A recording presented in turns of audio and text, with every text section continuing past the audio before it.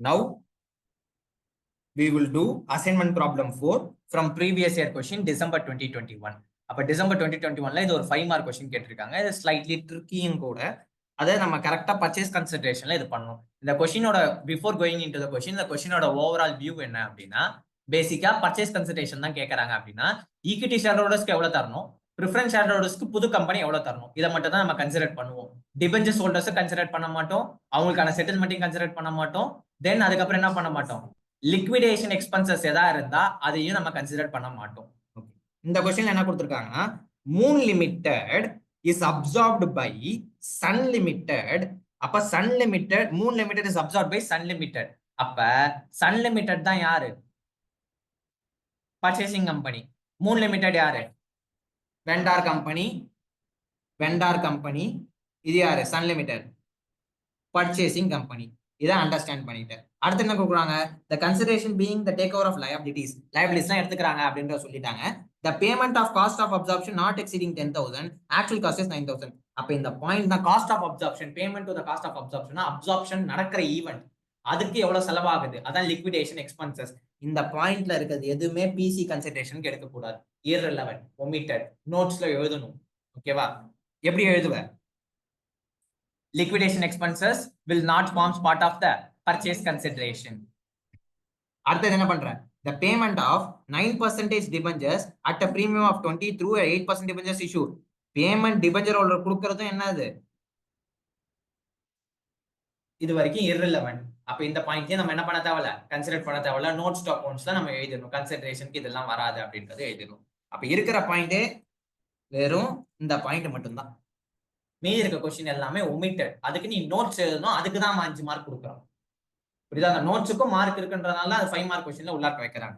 Next இதே இது new சிலபஸ்ல எப்படி வரலாம் அப்படின்னா 14 மார்க் ப்ராப்ளமோட இந்த அப்படியே இந்த செட்டை அப்படியே தூக்கி அந்த இடத்துல உட்கார வச்சிருவாங்க. அப்போ உனக்கு எல்லாமே ஈக்குவலண்டா அதுக்கேற்ற மாதிரி பேலன்ஸ் ஷீட் உனக்கு ப்ரிப்பேர் பண்ணி உனக்கு கொடுத்துருவாங்க. Okay, now will see the payment of 18 per share in cash. அப்ப இந்த இடத்துல per share in cash, cash எப்பயுமே யாருக்கு கொடுக்கணும், ஈக்விட்டி ஷேர் ஹோல்டர்ஸ்க்கு கொடுக்கணும். அப்ப இந்த ஈக்விட்டி ஷேர் ஹோல்டர்ஸ்க்கு the number of shares on the vendor company is 1,50,000 of rupees 10 each of fully paid. Last லைன்ல கொடுத்திருக்கான். அப்ப கேஷ் எவ்வளவு பேருக்கு கொடுக்க போறேன்னா 1,50,000 into 18 போட போறேன். அப்ப 1,50,000 into 18 போட்டேன்னா 1,50,000 into 18 போட்டேன்னா உனக்கு எவ்வளவு வருது, 27 lakh யாருக்கு கொடுக்கணும், இன் ஃபார்ம் ஆஃப் கேஷ்ல கொடுக்க போறேன்.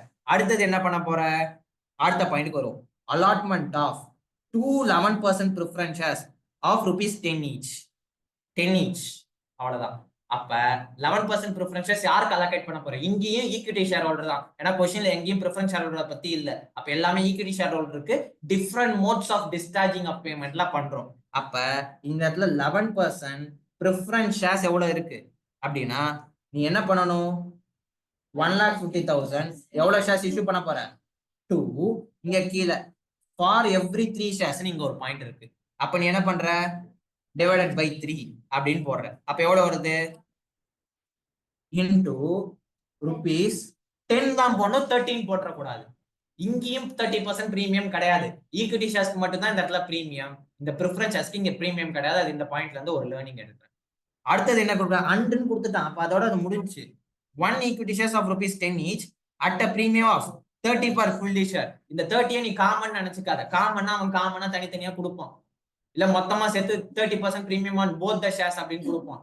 நீங்க 30% கொடுத்துருக்கனால அப்ப என்ன பண்ற, அப்ப இதோட ஆன்சர் சொல்ல 1,50,000 divided by 3 into 2 into 10. அப்ப இது 10 lakhs வந்துருச்சு. அடுத்தது 1,50,000 into 1 by 3 1 by 3 1 by 3 into 13 போடணும். பேசிக்கா 50,000 into 13 6 lakh. மொத்தமா ஆட் பண்ணி சொல்லு, 37 43 50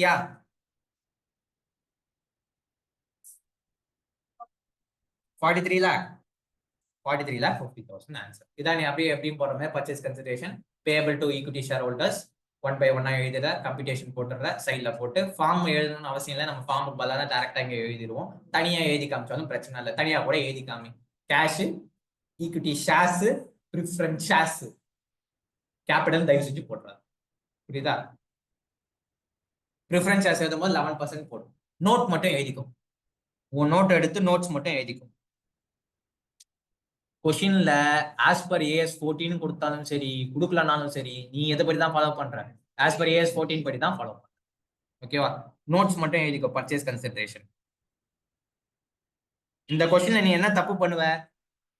அமௌண்ட் பேபிள் ஆஃப் டிபெஞ்சர்ஸையும் இல்ல லிக்விட் அமௌண்ட் ஆஃப் பேபிள் கூட நீ பிராக்டிஸ் பண்ணிருப்போம், புக்ல வந்திருக்கும், பிரச்சனை இல்ல. ஆனா லிக்விடேஷன் எக்ஸ்பென்சஸ் லிக்விடேஷன்ற வார்த்தையே இல்லாம காஸ்ட் ஆஃப் அப்சர்ப்ஷன் கொடுத்திருக்கனால அதை நீ லயபிலிட்டிஸா கன்சிடர் பண்ணி கூட நீ எடுத்துக்கிறதுக்கான பாசிபிலிட்டிஸ் இருக்கு. சோ அதனால அதை என்ன பண்ணக்கூடாது? எடுக்க கூடாது. ஓகே, இது பார்ப்போம். அக்கார்டிங் டு ஏஎஸ் 14 இவங்க கால்குலேஷன் ஆஸ் பர் ஏஎஸ் 14 கொடுத்துருக்காங்களே, அதனால நீ என்ன பண்றனா ஏஎஸ் 14 படி எப்படிலாம் வருமோ அப்படி எழுதுறோம். புரியுதா? as per according to AS 14 consideration excludes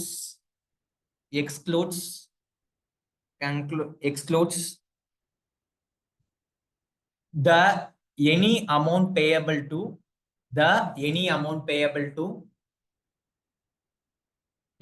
payable to debenture holders,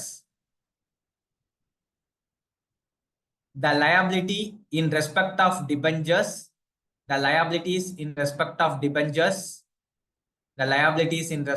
debentures of vendor company will be taken by transferee company,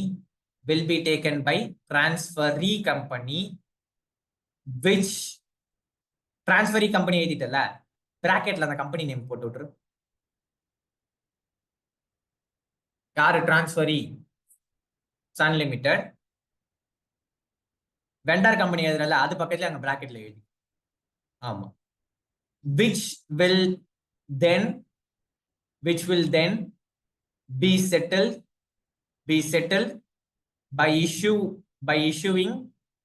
issuing new debentures. Number 2, liquidation expenses will also not form part of purchase consideration. ஓகேவா? இதோட all the concepts related to entire purchase consideration is over. ஓகேவா? Now next session we will start with the amalgamating companies oda preparations of accounting procedures we will see.